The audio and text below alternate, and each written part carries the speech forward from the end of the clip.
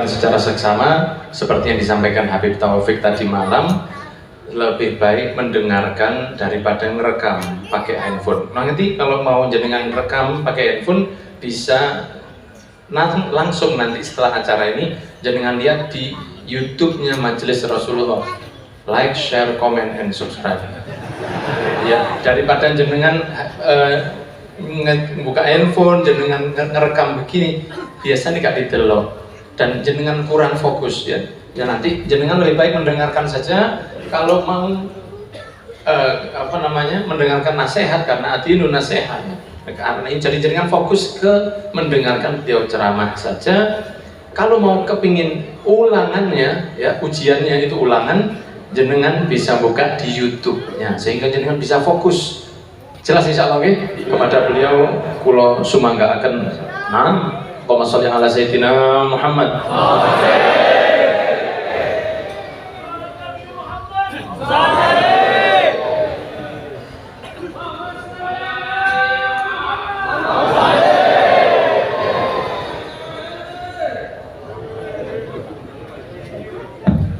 Bismillahirrahmanirrahim.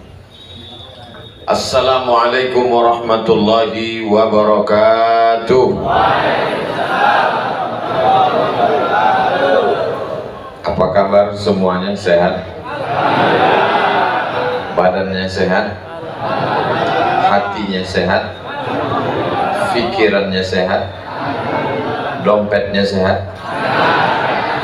Alhamdulillahi rabbil alamin. Allahumma salli ala sayyidina Muhammad wa ala alihi wa sahbihi wa barik wa sallim. As-sadatul ashraf, al-habaib, al-afadil, wal ulama al-a'izza, matta'ala Allah bi tuli umurihim wa bi husni adabihim wa lutfihim. Jama'ala Allah wa iyyahum ma'al habibil mustafa fi jannatikal ula, ma'an nabiyyin wa siddiqin wa syuhada wa salihin wa hasuna ulaika rafiqa. Our teacher, the best Muslim scholar in the world, Mr. Al-Habib Muhammad Anis bin Syihab. Sedulur sederek sedaya, muga-muga padha kabeh mlebu nang surga.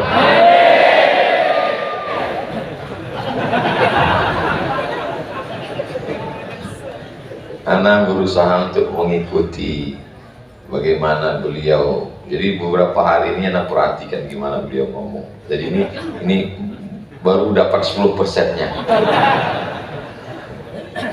Mudah-mudahan beliau nanti ketika bertemu dengan kakeknya Rasulullah SAW, beliau ingat anak. Amin kan? Amin. Saat mereka masuk ke surga Jannatul Firdaus, kakeknya bertanya, wahai cucuku, siapa lagi yang belum masuk? Oh, Abdul Somad dia. Itulah pentingnya kita dekat dengan orang soleh, bukan somad. A'udzubillahi minasyaitonir rajim. Ya ayyuhalladzina amanu taqullaha wa kunu ma'as sadiqin.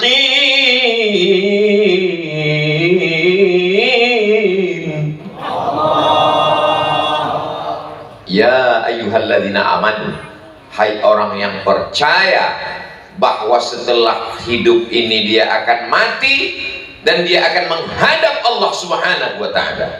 Percaya? Ittaqullah, takutlah kepada Allah Subhanahu wa ta'ala. Maka yang di hadapan Al-Faqir ini adalah orang-orang yang takut kepada Allah. Anak-anak muda yang mendapatkan naungan singgasana arsy Allah di padang mahsyar. Sab'atun yuzilluhumullah, 7 golongan yang dapat naungan Allah. Yauma la dhilla illa dhilluh, hari itu tak ada tempat bernaung, tidak ada atap, tidak ada tenda. Penyewaan tenda pun mati, tidak bawa tenda. tapi ada yang mendapatkan naungan di bawah singgasana arsy. Siapa dia? Syabun, anak muda, nasya'a fi ibadatillah, anak muda yang tumbuh dalam ibadah kepada Allah. Inilah yang hadir pada malam hari ini. Mohon maaf, beribu maaf kalau ada kata yang tidak tepat. Galilul adab, pacarnya sudah nelpon dari sejak sore. Yang ini hari libur kan, kita jalan-jalan ya. Gak ada jalan-jalan, ngaji, kita putus. Kenapa? Karena syarat yang pertama adalah amanu, syarat yang kedua adalah ittaqullah, takut kepada Allah. Kenapa Habil tidak membalas saudaranya Kabil? Habil bukan cacat, Habil tidak lumpuh, Habil sehat.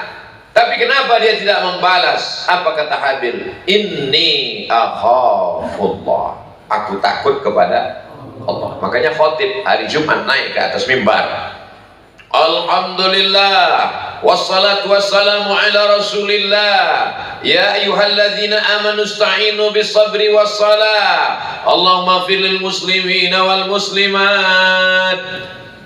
Lalu kemudian dia turun, maka satu jamaah mengangkat tangan. Wahai khatib, kau lupa rukun khutbah, lupa menyebutkan takutlah kepada Allah. Ittaqullah. Iman sudah, percaya sudah, takut sudah, nggak cukup, Rek.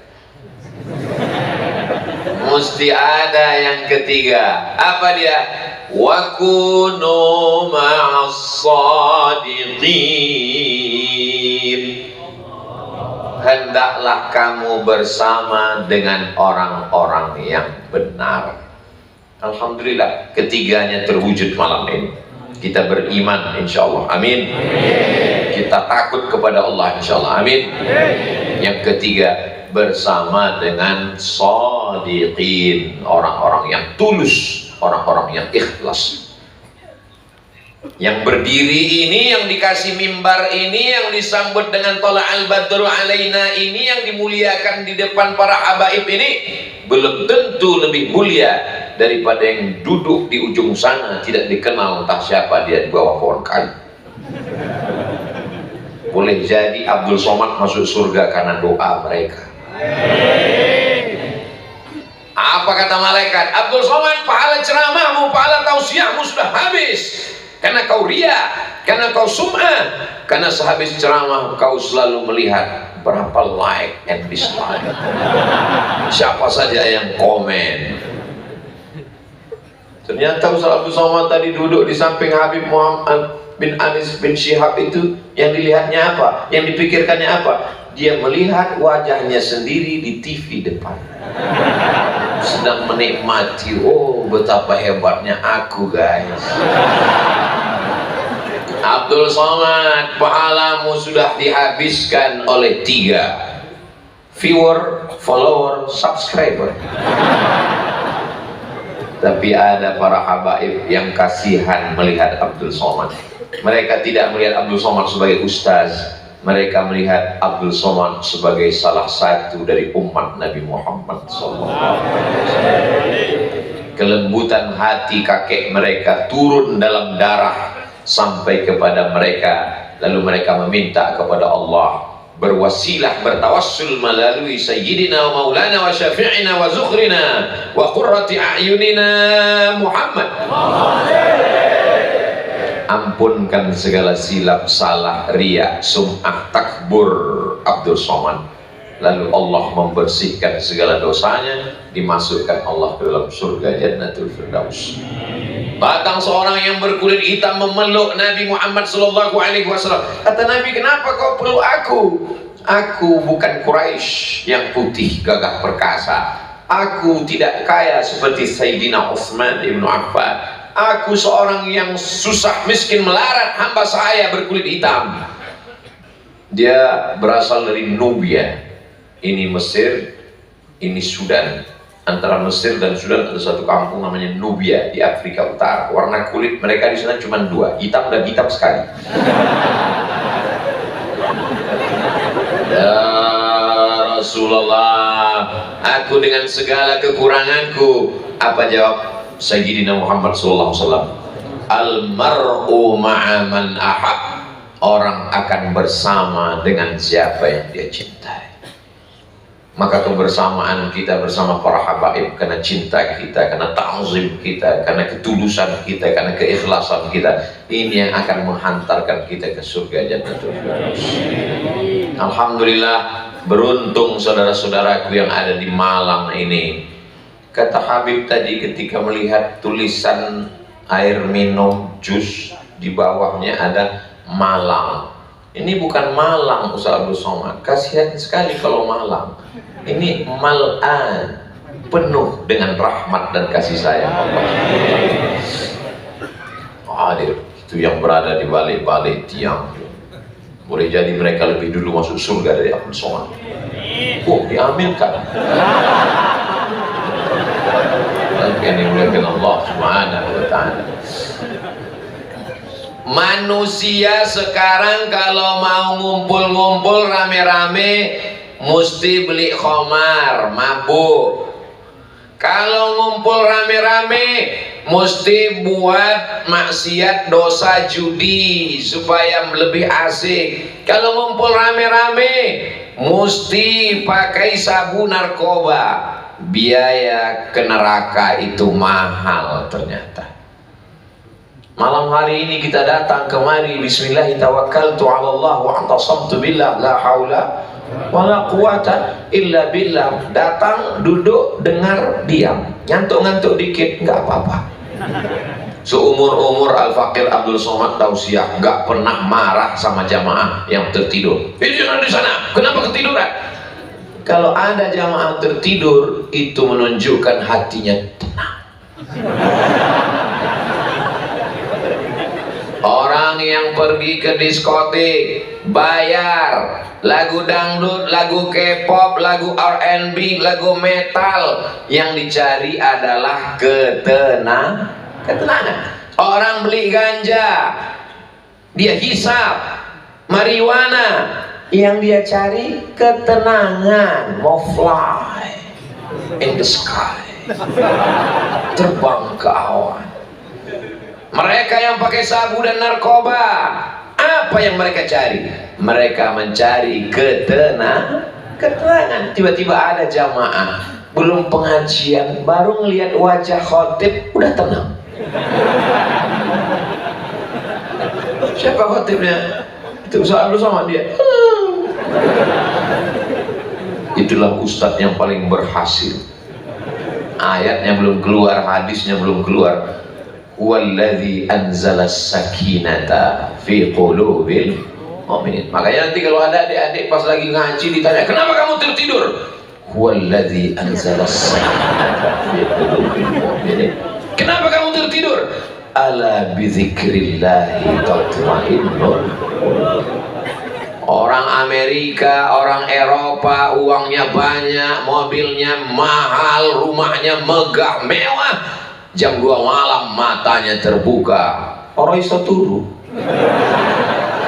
nggak bisa tidur, sampai akhirnya pergi ke psikolog, psikiater, diberi obat, nama penyakitnya insomnia, nggak bisa tidur, makan obat tertidur, gitu bangun melek lagi, makan obat tertidur, muncul masalah lagi, makan obat tidur, lama-lama kena buah pinggang karena terlalu banyak makan obat. Apa yang membuat hati ini menjadi tenang? Kedekatan dengan Allah Subhanahu wa ta'ala. Andai tidak datang Nabi Muhammad sallallahu alaihi wasallam, apakah kita mengenal Tuhan? Memang yang paling selamat diam memang.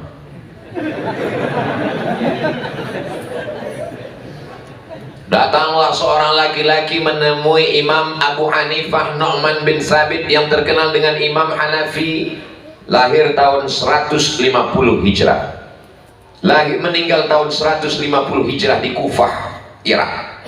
Apa kata dia? Hai Hanafi, ya, saya tidak percaya pada Tuhan itu ada. Imam Hanafi tersenyum.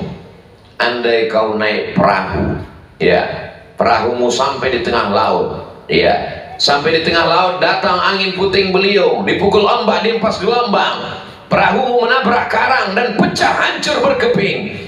Tiba-tiba kau hanya berpegang pada satu kayu, kakimu tidak menginjak ke tanah, tanganmu tidak berpegang ke atas, daratan tidak kelihatan, kau hanya berpegang pada sebatang kayu.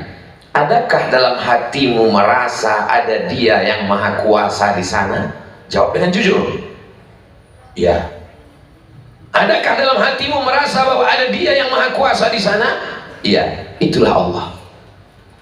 Andai tidak ada nabi, andai tidak ada rasul, manusia dengan akal dan pikirannya, dia bisa mengetahui bahwa Tuhan itu ada, tapi dia nggak tahu namanya. Makanya salah satu pemikir dari Amerika ketika ditanya, apakah kau percaya kepada namanya X? Oh,